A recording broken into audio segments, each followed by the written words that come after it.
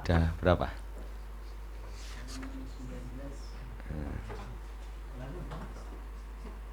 Kaidah yang keempat ya. Assalamualaikum warahmatullahi wabarakatuh. Innal hamdalillah nahmaduhu wa nasta'inuhu wa nastaghfiruh wa na'udzu billahi min sururi anfusina was sayyiati a'malina may yahdihillahu fala mudilla lahu wa may yudlilhu fala hadiya lahu wa asyhadu an la ilaha illallah wahdahu la syarika lah wa asyhadu anna Muhammadan abduhu wa rasuluh. Allahumma salli ala Muhammad wa ala ali Muhammad.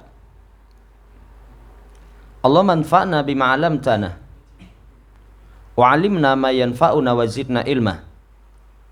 Ma'asyiral muslimin rahimani wa rahimakumullah.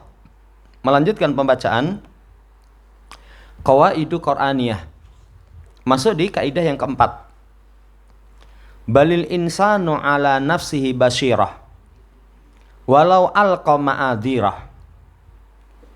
Akan tetapi manusia itu menjadi saksi atas dirinya ketika melakukan kejelekan-kejelekan. Pertama kali yang paling tahu dirinya, meskipun dia membawakan alasan-alasan. Kebanyakannya nanti kalau seseorang terjatuh dalam kemaksiatan, dia sadar, itu dia akan bawakan alasan. Oh, saya punya udzur ini, saya darurat ini. Jamaah hormati, ini kaidah yang keempat. Berkata penulis, hadihi qaidatun min qawaidit ta'amuli ma nafsi. Ini sebuah kaidah dari kaidah-kaidah pergaulan bersama diri sendiri.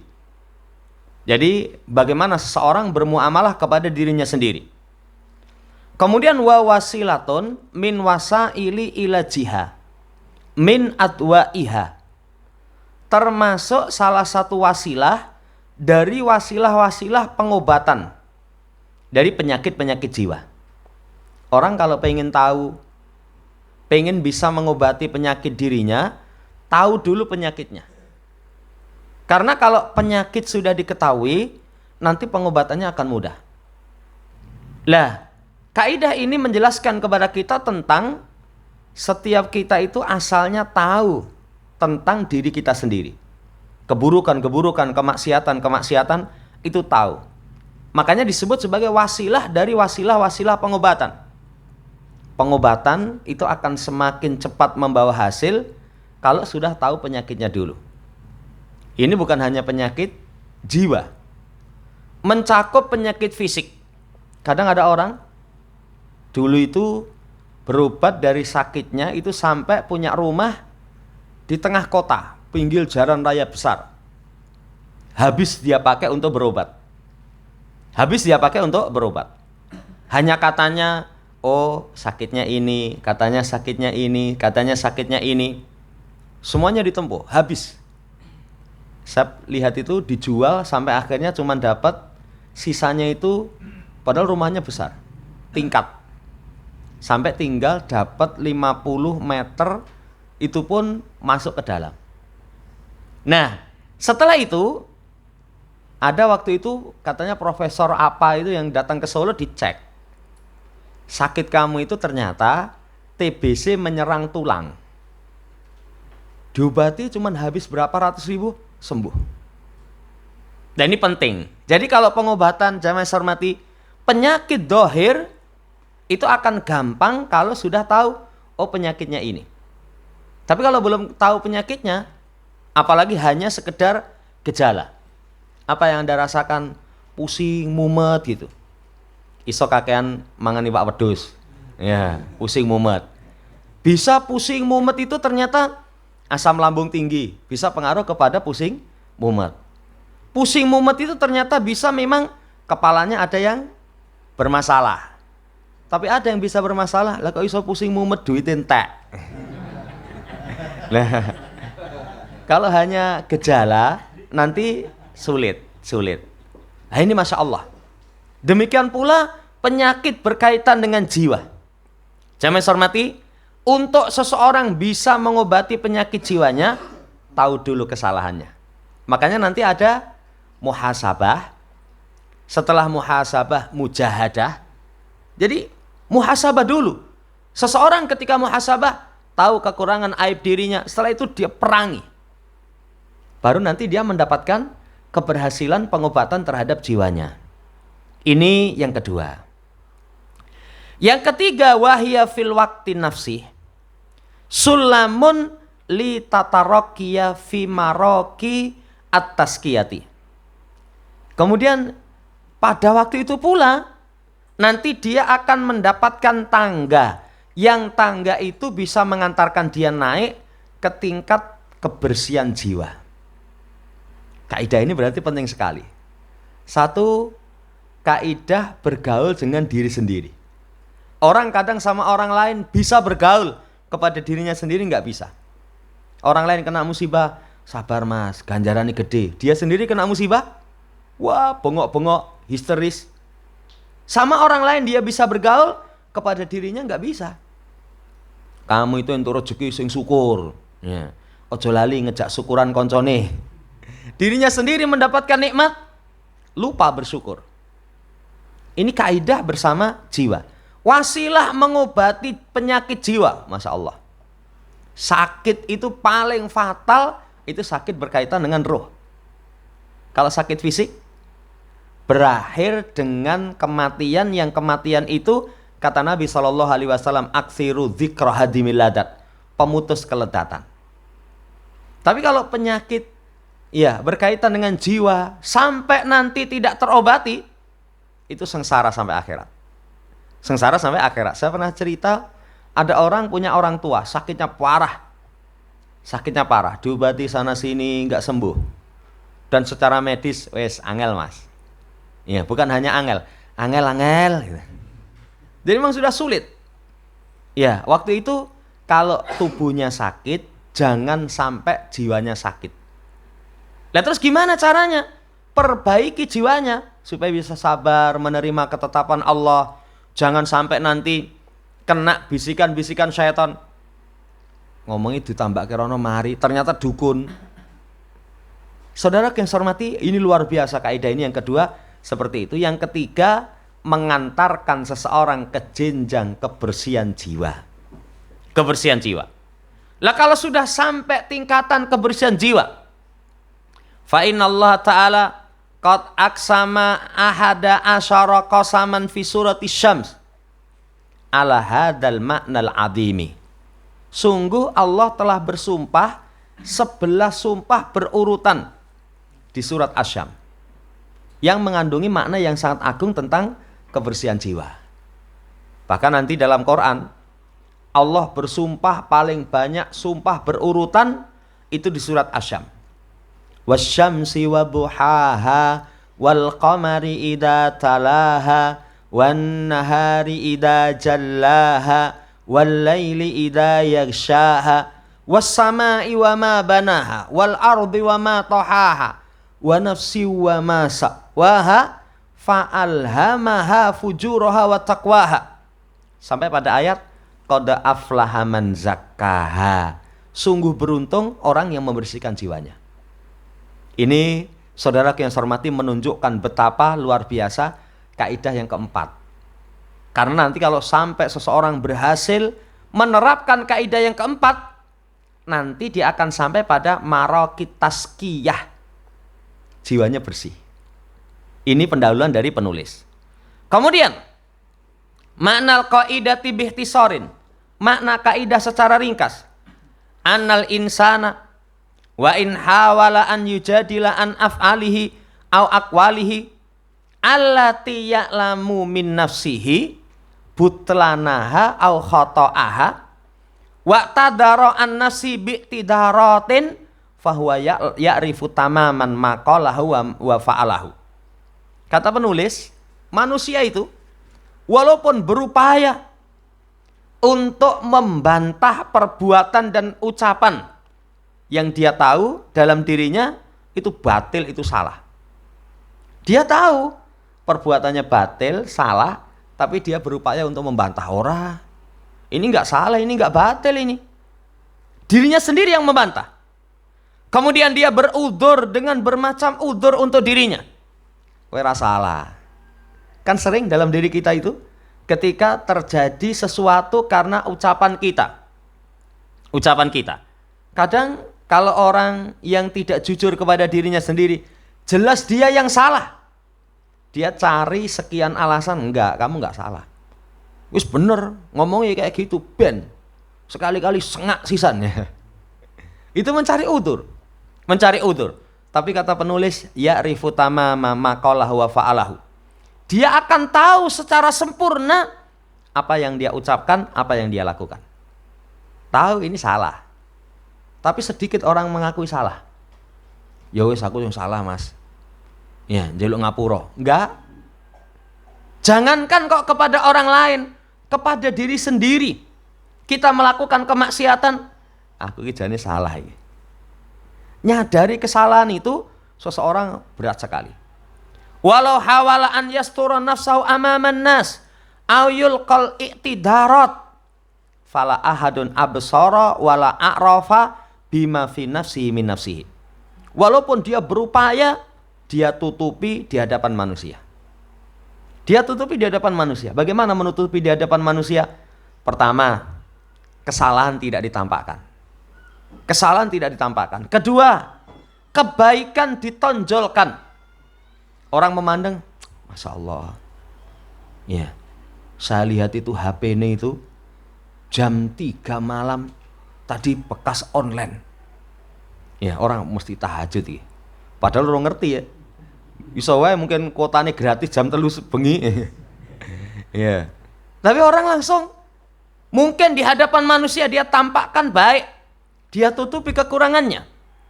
Kemudian dia membawakan alasan-alasan. Kata penulis, enggak ada seorang pun yang lebih tahu, lebih mengenal dengan apa yang ada dalam dirinya kecuali dirinya sendiri. Kecuali dirinya sendiri. Karena dia yang paling paham. Makanya kalau ada orang terkadang kena musibah, punya masalah, nggak kunjung selesai, mbok kamu koreksi, kira-kira salahmu apa? Kenapa kok kita kalimatnya mbok kamu koreksi, kira-kira salahmu apa? Karena kita nggak tahu kesalahan dia, kita tidak mengetahui. Tapi dirinya sendiri tahu. Dirinya sendiri tahu. Bisa kesalahan itu bersumber ketamaan kepada dunia. Ketergantungan kepada selain Allah Subhanahu wa taala dengan sangat kuat. Orang memandang, tingkatnya dia itu ra mungkin. Enggak mungkin kok mendapatkan musibah enggak kunjung selesai. Iya. Oh, ternyata itu tadi. Jamaah hormati, ketergantungan kepada selain Allah Subhanahu wa taala dengan sangat kuat. Kayak kemarin dibahas, kalau seseorang membatasi kebahagiaan dengan orang, dia akan putus, nyesel. Tapi kalau dia gandengkan kebahagiaan itu dengan Allah Subhanahu wa taala.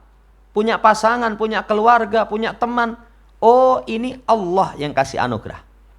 Itu terus nanti akan dia merasakan kebahagiaan. Secara ringkas, kandungan kaidah itu seperti itu. Seperti itu. Jadi diri kita paling paham. Kita ini wong ikhlas apa ora? Enggak usah tanya orang lain. Enggak usah tanya orang lain. Diri kita paling paham. Kamu itu sombong apa ora toh? Iya. Orang nanti akan tahu, oh saya ini orang yang sombong. Dirinya sendiri paling paham. Walaupun nanti akan diterangkan, hawa nafsu dia itu nanti yang akan menolak, membantah. Ora, saya itu nggak sombong. Ya saya itu cuma pengen membuktikan. Apa doa ya? Lah kesombongan itu kan membuktikan dirinya lebih, meremehkan orang lain. Meremehkan orang lain. Dirinya paling paham terhadap kondisi keadaannya. Kemudian sekarang kata penulis, ta'ammal kaifa ja'at takbiru biqauli ta'ala basirah. Coba perhatikan, kenapa Allah Subhanahu wa taala mendatangkan itu dengan kalimat, dengan ungkapan basirah. Basirah dengan mubalaghah. Sigat mubalaghah, basir. Jadi amat sangat melihat. Duna ghairiha minal alfat. Bukan dengan lafaz-lafaz yang lain. Bukan dengan lafaz-lafaz yang lain, tapi dengan lafaz basirah. Li'annal basirata mutadamminatun maknal wuduhi wal hujjati. Karena basirah itu mengandungi makna jelas, gamblang, nampak. Buktinya jelas. Buktinya jelas. Berarti semua kita tahu keberadaan diri kita. Paling tahu terhadap kondisi diri kita. Makanya penting seseorang muhasabah. Kenapa harus muhasabah? Diri kita yang paling tahu terhadap diri kita. Kenapa seseorang itu penting untuk beristighfar, bertobat? Diri kita yang paling tahu terhadap diri kita. Kalau para salaf itu dipuji dengan pujian yang luar biasa, apa jawabannya?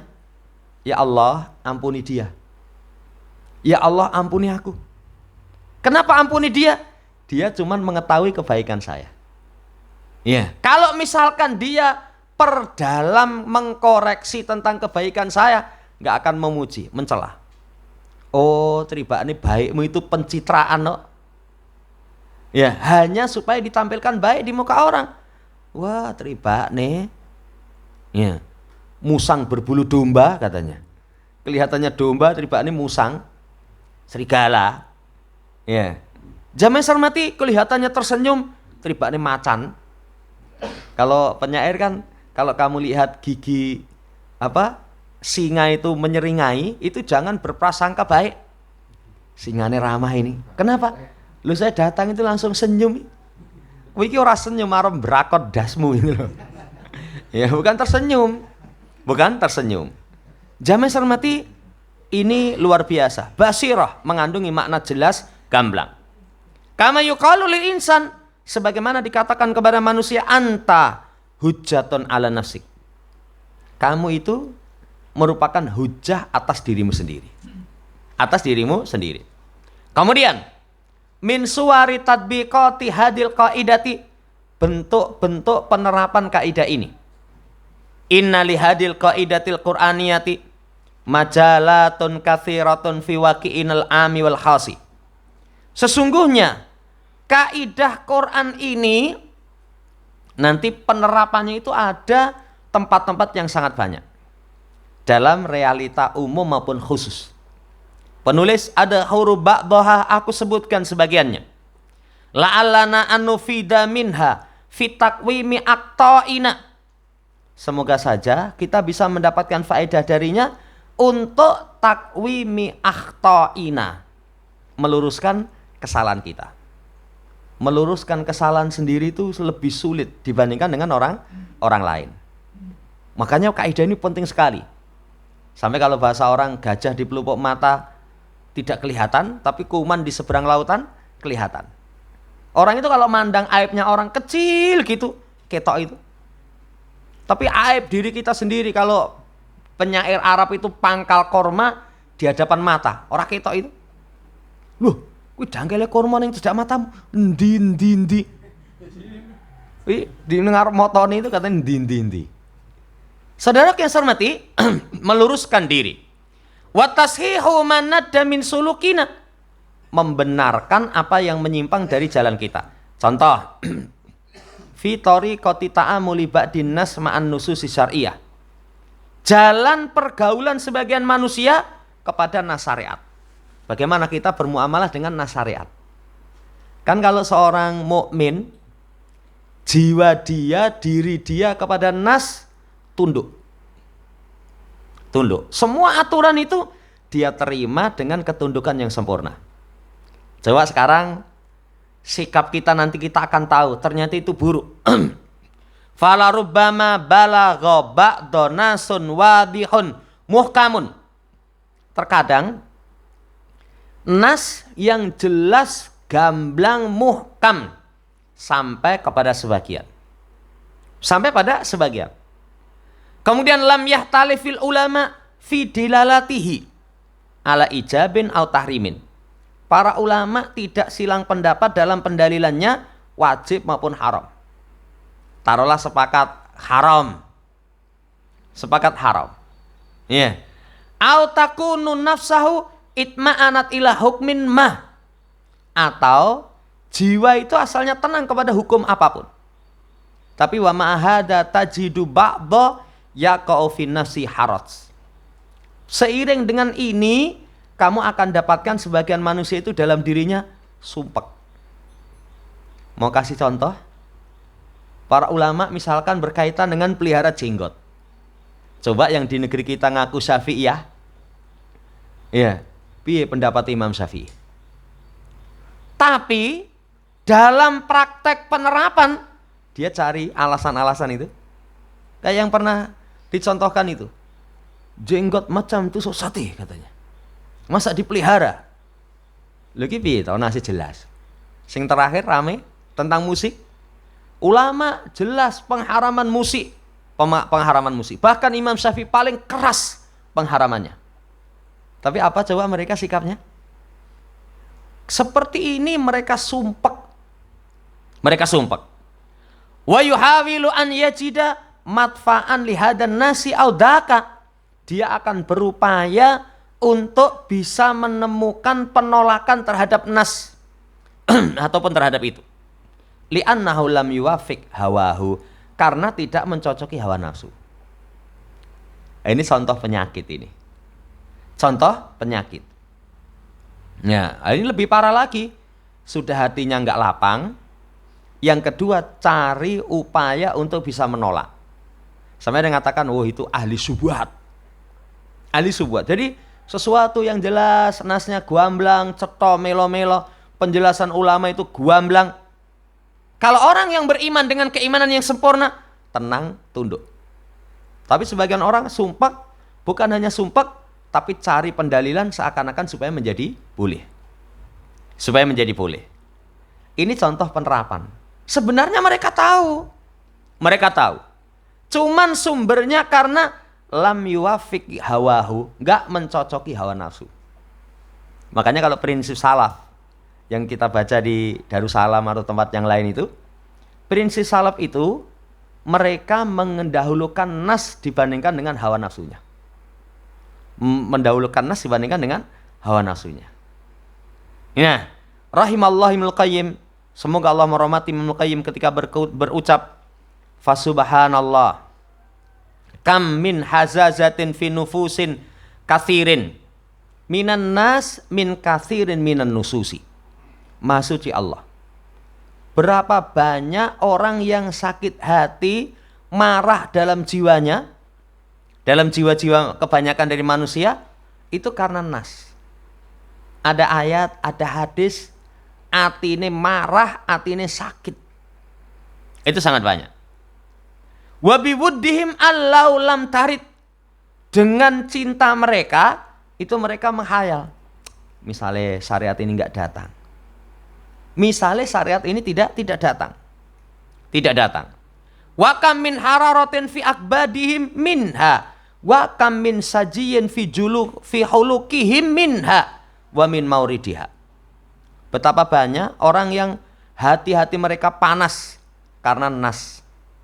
Betapa banyak orang yang berduka di kerongkongan mereka, sedih di kerongkongan mereka karena datangnya nas.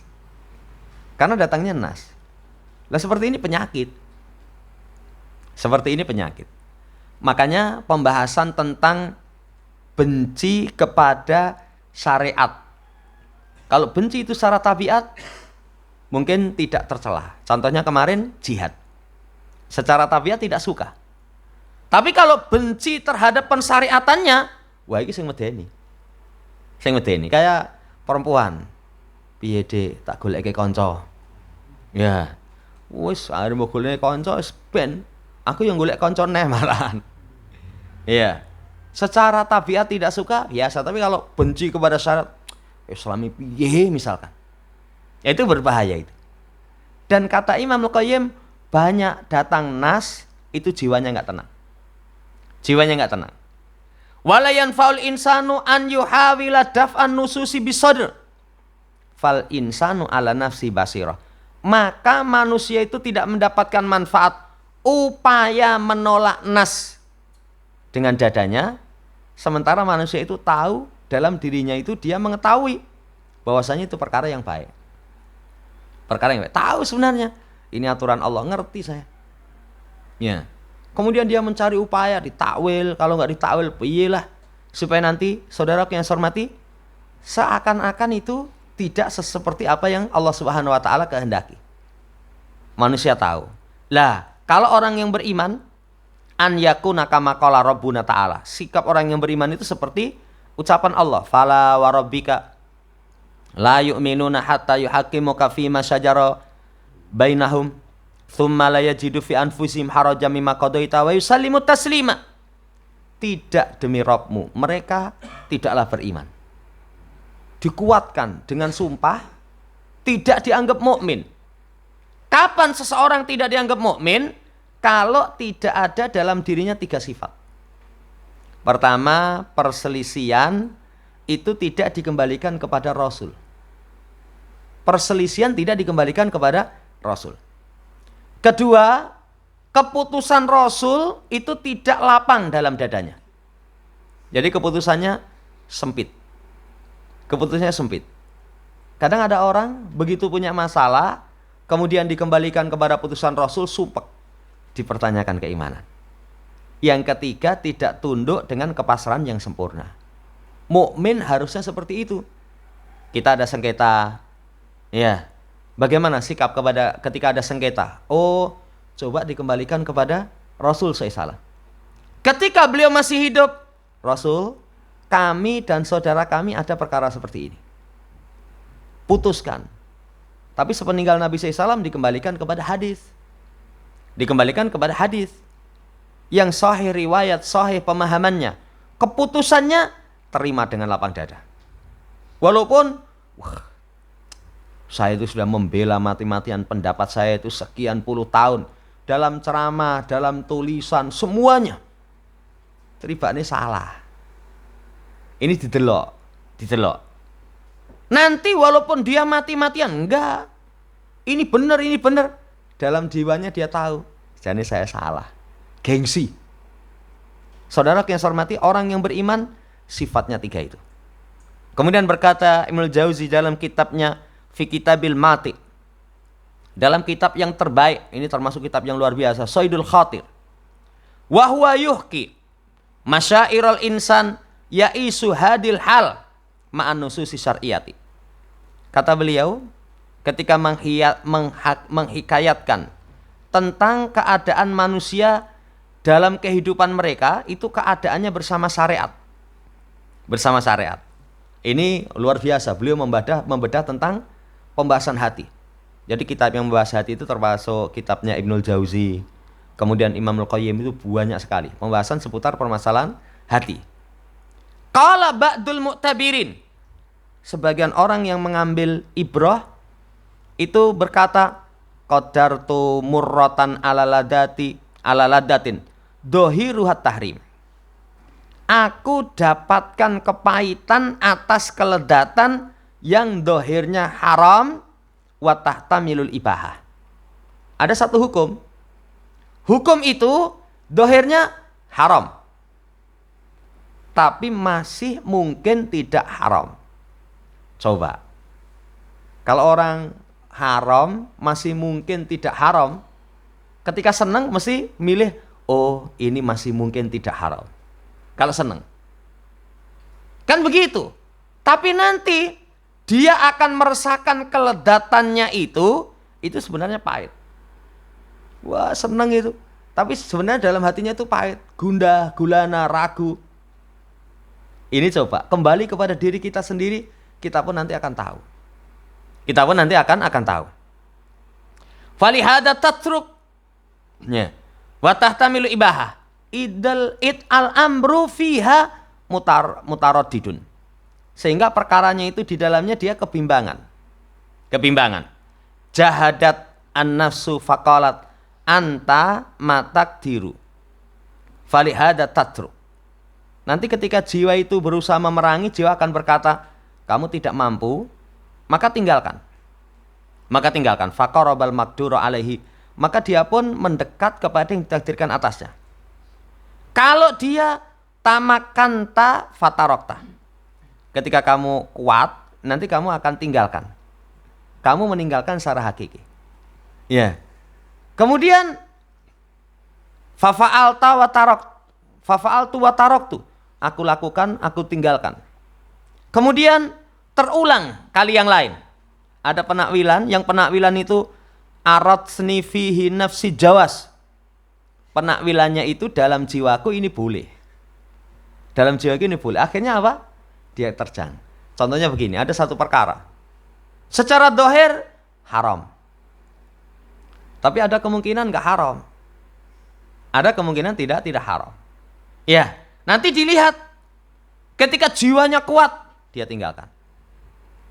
Tapi kalau jiwanya melemah, dia nanti akan mengambil takwil yang takwil itu seakan-akan boleh. Oleh. Ini diperbolehkan. Ini diperbolehkan. Jamaah hormati, itu kondisi jiwa seseorang. Wa in kanal amru yahtamil.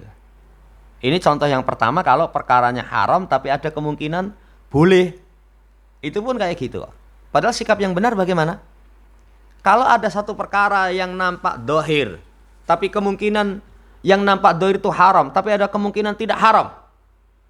Sikap orang yang baik meninggalkan. Kan sifat warok kalau ada perkara yang seperti itu, sudah tinggalkan. Tinggalkan, itu paling aman. Ya. Tapi sekarang yang kedua, kalau perkaranya kemungkinan halal, kemungkinan haram. Falamma wafaqatha asara dzalika dulmatan fi qalbi. Kalau misalkan jamaah hormati, iya, ketika cocok. Jadi ketika cocok dengannya, dia akan lebih mengedepankan yang kemungkinan tadi.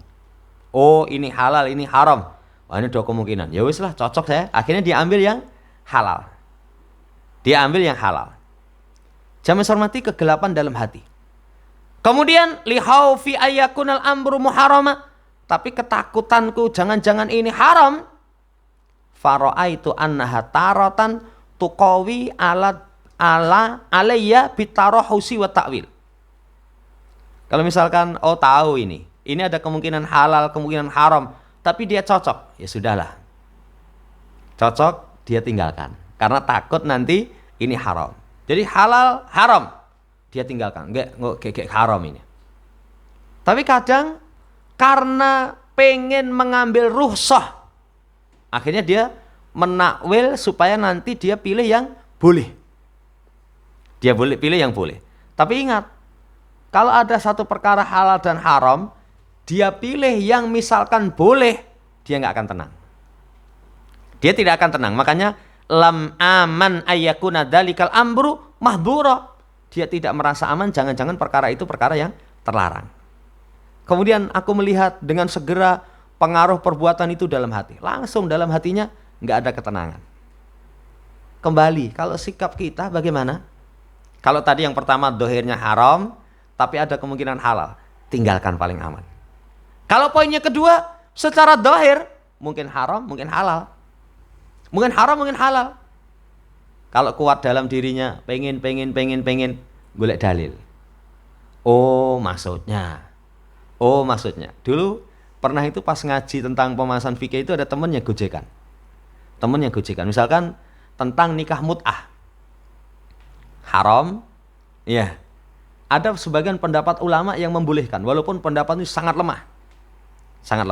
Kalau nuruti hawa nafsu, nganggo pendapat ini biar boleh. Gonta-ganti pasangan Oh, itu nikah mut'ah. Loh, apa enggak haram? Saya pakai pendapat ini. Kacau ya. Tapi kalau keimanannya kuat, dia nanti akan memerangi hasungan itu dengan mengatakan enggak, ini haram ini. Haram. Tapi dalam jiwanya dia akan tahu. Dalam jiwanya tahu kalau dia misalkan memilih pendapat yang membolehkan, enggak tenang itu. Enggak tenang. Makanya kalau di salaf, ini halal, ini haram, sudah, masih bimbang, tinggalkan, selesai. Lebih aman dalam hati. Kalau misalkan jelas haram, aman dia. Tapi kalau misalkan halal, ora apa-apa, sekedar meninggalkan. Sifatnya sifat yang luar biasa. Saudara yang saya hormati, demikian. Makanya sampai pada ucapan wa ajwadul asya qat'u asbabil fitan. Wa tarku tarahusi fi ma yajuzu idza kana hamilan wa mu'diyan ila ma la yajuz. Kalimat terakhir ini penting sekali ini. Maka terbaik segala sesuatu itu memutus sebab fitnah. Sebab fitnah itu diputus. Makanya di masa fitnah, orang yang duduk lebih selamat daripada berdiri. Orang berdiri lebih selamat daripada yang berjalan. Orang yang berjalan lebih selamat daripada orang yang lari. Kalau ada fitnah, nyedak bahaya. Semua fitnah yang merupakan sebab fitnah dia putus, itu ajwadul asya. Sesuatu yang paling baik. Sesuatu yang paling baik. Nyerempet-nyerempet, wah medeni. Kemudian meninggalkan mencari keringanan pada apa yang boleh, kalau itu bisa membawa kepada perkara yang tidak boleh. Jadi ini hukumnya, Pak, ini masih oleh, Mas. Tapi nanti nyerempet-nyerempet nggak boleh. Wes rasa we lah. Nggak usah aja lah. Beresiko. Ini kaidah nasihat dari Imam Ibnul Jauzi, luar biasa. Ini dulu yang bisa kita baca, insya Allah pertemuan seterusnya nanti masuk pada poin yang kedua. Wallahu ta'ala alam. Semoga Allah Subhanahu wa taala berikan taufik untuk kita bisa bergaul dengan diri kita dengan pergaulan yang baik, sehingga kita bisa mendapatkan jenjang tingkatan tazkiyah kebersihan jiwa kita. Allahumma amin. Subhanakallahumma rabbana bihamdika asyhadu an la ilaha illa anta astaghfiruka wa atubu ilaik. Assalamualaikum warahmatullahi wabarakatuh.